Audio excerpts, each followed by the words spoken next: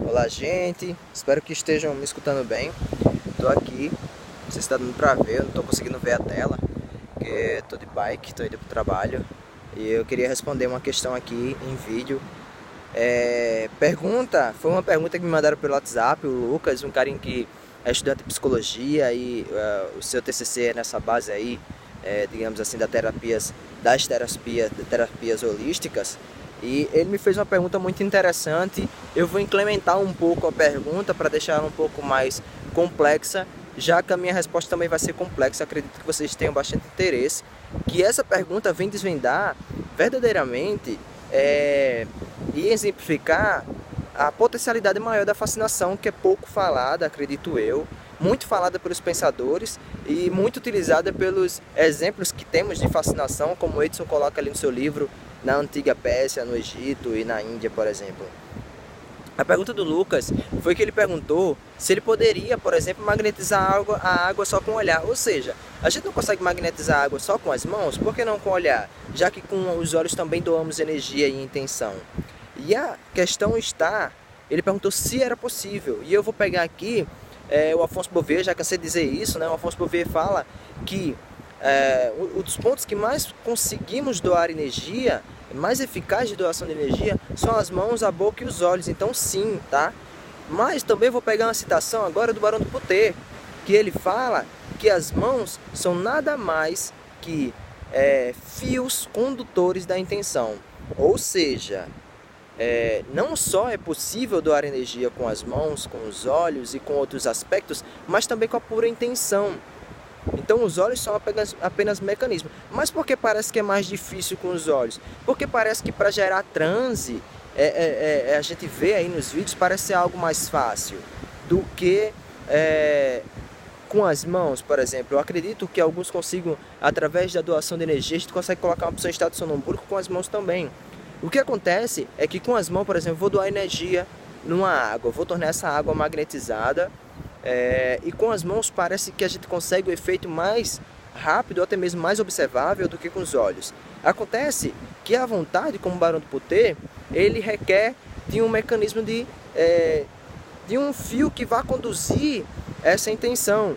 E na fascinação são os olhos, e na doação de energia, através das mãos, são as próprias mãos, ou seja, os próprios chakras das mãos. Mas o que ocorre é que quando a gente está doando energia através das mãos, temos um mecanismo a mais, que seria, por exemplo, a minha movimentação do meu braço até aquele ponto para doar energia. Eu posso até mesmo fechar os olhos para facilitar minha concentração, logo minha intenção fica mais rígida, digamos assim.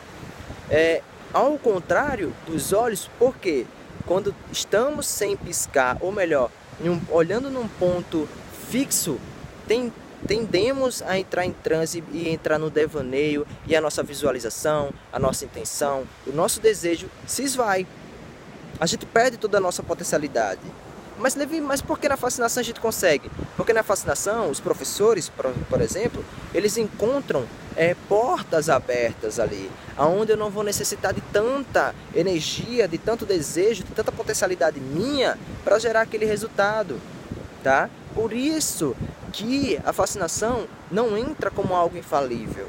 Ela vai entrar como algo falível quando você tem a sua estruturação interna. Eu não falo nem de reforma interna, tá? Essa lei está para todos, independente de caráter, ela está para todos. Então, é muito mais de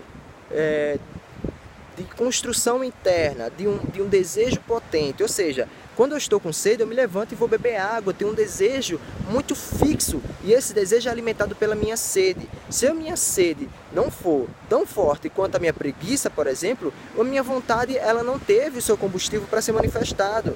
Assim é na hora de fascinar. Se eu não tenho a minha concentração, se o meu desejo de chegar naquele resultado não estiver com um combustível potente, logo eu não consigo aquele resultado. E aí está o santo graal da fascinação, tá? E na fascinação hipnótica, a gente tem essa facilidade de encontrar uma pessoa que ela é uma porta aberta, no qual não vai necessitar de tanto esforço, de tanto geração, ou a melhor, de alimentação do meu desejo, da minha vontade, para chegar naquele resultado. Foi compreendido? Então o que acontece? A gente fala muito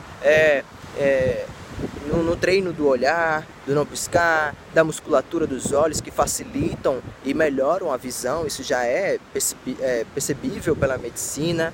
Tudo isso, mas a gente esquece da potencialidade maior, que é o controle interno das minhas visualizações, das minhas emoções, do meu desejo, da minha vontade. Isso sim, a gente começa a entrar dentro do próprio magnetismo pessoal. Logo, o meu resultado, se eu consigo dominar meu desejo, se eu consigo ter concentração de alterar realidades, logo como terapeuta eu também consigo fazer isso. Então é aí que a gente começa a ver a importância do magnetismo pessoal dentro do magnetismo animal. É esse controle interno que a gente necessita. E tem uma outra questão que eu ia falar, acabei esquecendo. Bom, acho que é só isso mesmo. Acredito que deu para compreender esse tratamento interno aí. Uma coisa, o Edson fala no seu livro, por exemplo, que a gente tem que dominar a nossa vontade para assim conseguir alterar realidades de outras pessoas. Essas alterações de realidade, ela pode ser anulada se meu desejo não for tão eficaz, tão forte. O que acontece? Se eu tenho um desejo tamanho X e eu tento influenciar uma pessoa que também tem desejo tamanho X, logo elas vão se anular. Então, por exemplo, eu erro unhas. Eu estou começando a controlar meu desejo em questão a isso. Eu estou com preguiça de me levantar, por exemplo, para ir apagar a lâmpada do meu quarto.